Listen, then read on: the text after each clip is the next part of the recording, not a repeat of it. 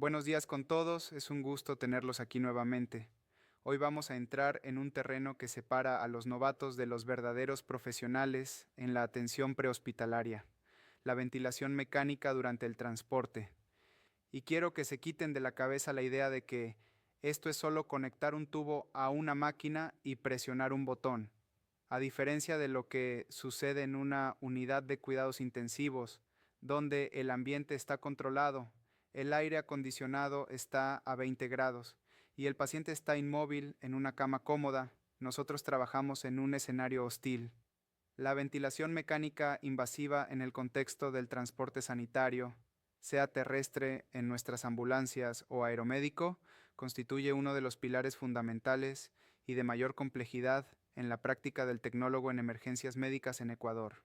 Piensen en nuestra geografía. Ecuador es un país hermoso pero desafiante. Tenemos una topografía abrupta que nos lleva del nivel del mar en la costa o Galápagos hasta altitudes superiores a los 4.000 metros en los pasos de montaña de la sierra en cuestión de horas.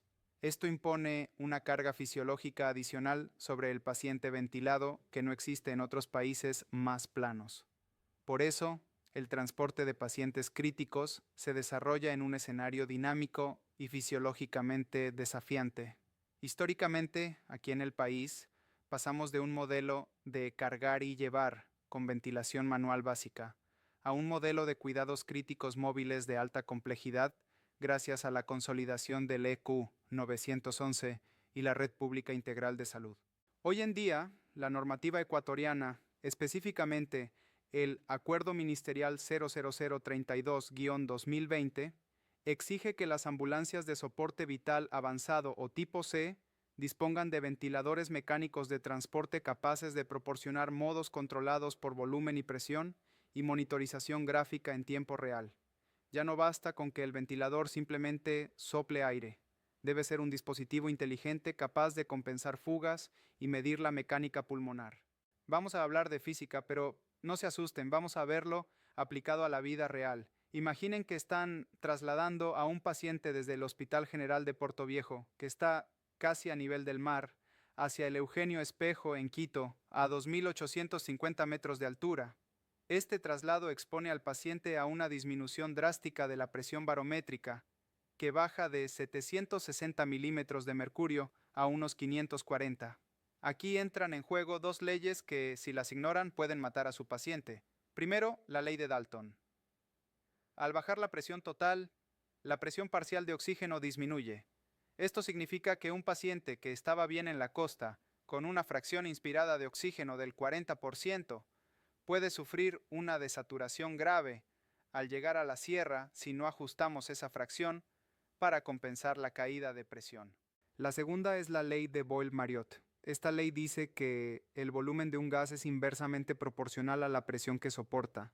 Durante el ascenso a la sierra, los gases atrapados en el cuerpo, como en un neumotórax no drenado o, más comúnmente, en el balón del tubo endotraqueal, tienden a expandirse. Si ustedes no gestionan activamente la presión del neumotaponamiento o cuff, esa expansión de aire puede causar isquemia de la mucosa traqueal, estenosis posterior o incluso ruptura de la tráquea. Y cuidado, porque funciona al revés. Si bajan de la sierra a la costa o a la Amazonía, el volumen del balón se reduce, creando fugas que comprometen la ventilación y favorecen que el paciente aspire secreciones, causándole una neumonía asociada a la ventilación. Para entender cómo programar el ventilador, debemos comprender la ecuación del movimiento respiratorio. Véanlo de esta forma. El ventilador es un generador de presión positiva que debe vencer dos fuerzas opositoras para meter aire en los pulmones. La primera es la resistencia de la vía aérea, que es la oposición al flujo causada por el tubo endotraqueal y los bronquios. Si hay muchas secreciones por el movimiento de la ambulancia o el tubo se dobla, la resistencia aumenta.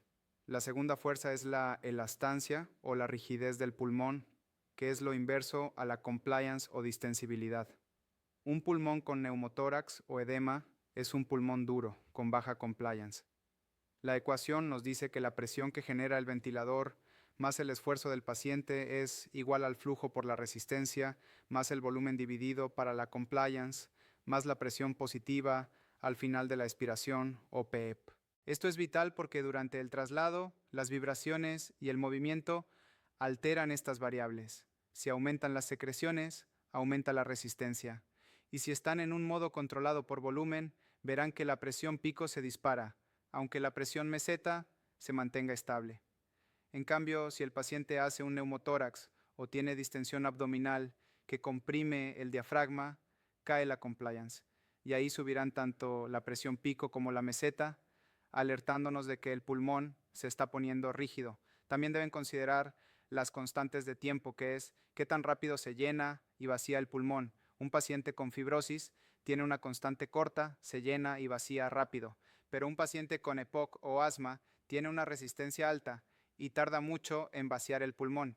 Si lo ventilan muy rápido durante el transporte, no le darán tiempo a exhalar, causando atrapamiento aéreo y lo que llamamos autopip, lo que puede llevar a hipotensión severa.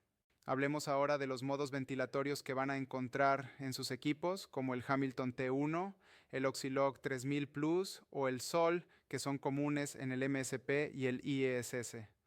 El modo más común y seguro para iniciar, especialmente si no conocen bien la mecánica del paciente, es la ventilación asistida controlada por volumen o VCV. Aquí ustedes le dicen a la máquina: quiero que entregues 500 mililitros de aire en cada respiración. La máquina garantiza ese volumen y, por tanto, garantiza que se limpie el CO2, lo cual es crucial en pacientes con trauma cráneoencefálico, donde necesitamos estabilidad. La desventaja es que la máquina no controla la presión. Si el paciente tose o muerde el tubo, la presión sube hasta que salta la alarma y se corta el ciclo.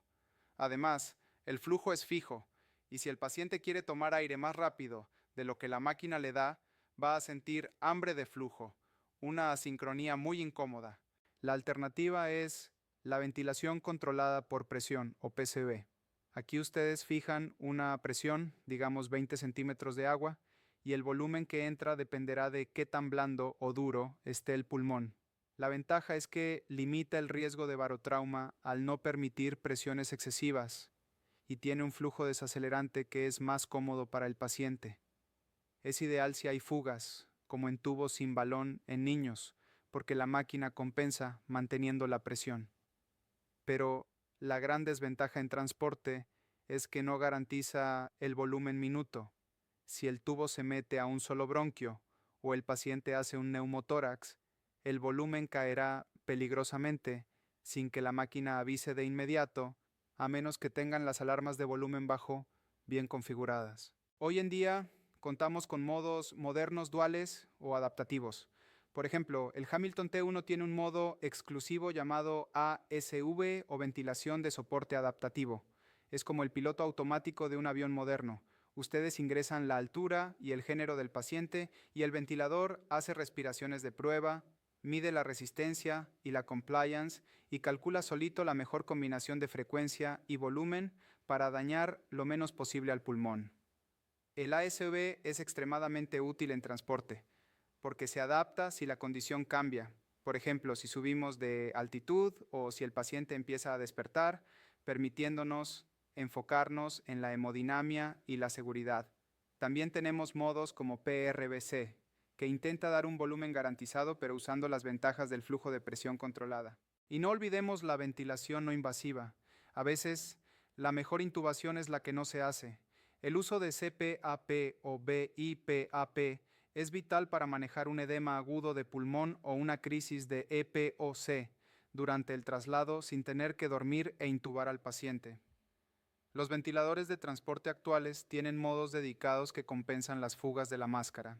Para cerrar esta primera parte, quiero que se lleven la idea de que seleccionar el modo ventilatorio no es una receta de cocina. Deben entender la patología. Si es un paciente obstructivo, como una enfermedad pulmonar obstructiva crónica, necesita tiempo para expirar, así que cuidado con las frecuencias altas. Si es un restrictivo, como un síndrome de dificultad respiratoria aguda, necesita protección con volúmenes controlados. Ustedes no son meros operadores de botones, son clínicos que interpretan la interacción entre la máquina y la fisiología alterada del paciente bajo condiciones de estrés ambiental. En la siguiente sesión veremos cómo proteger ese pulmón para no causarle daño y cómo solucionar los problemas cuando las cosas salen mal en la ambulancia.